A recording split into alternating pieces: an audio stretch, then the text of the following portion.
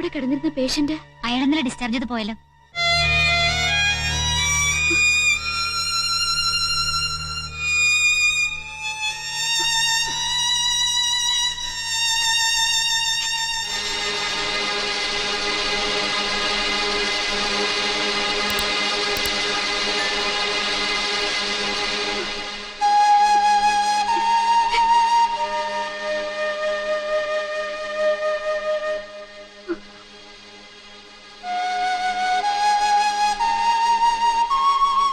ക്യാമ്പസിലെ കൗതുകമായിരുന്ന വിനുവുമായുള്ള ചങ്ങാത്തം വേർപിരിയാൻ പറ്റാത്ത വിധം ആത്മബന്ധമായി വളർന്നതും നനച്ചിരിക്കാതെ വന്ന് ഭവിച്ച ദുരന്തവുമെല്ലാം ഇന്നും എന്റെ മനസ്സിൽ അയാതെ കിടപ്പുണ്ട്.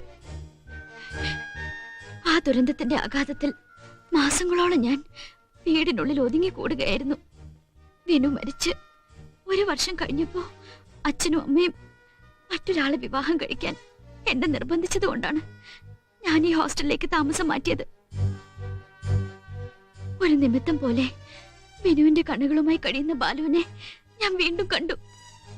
ഇതറിഞ്ഞപ്പോ ബാലുവിന്റെ അമ്മയോട് നിനക്കെല്ലാം തുറന്നു പറയാമായിരുന്നില്ലേ? പെട്ടെന്ന് കേട്ടപ്പോ എന്തു പറയണമെന്ന് എനിക്കറിയില്ലായിരുന്നു.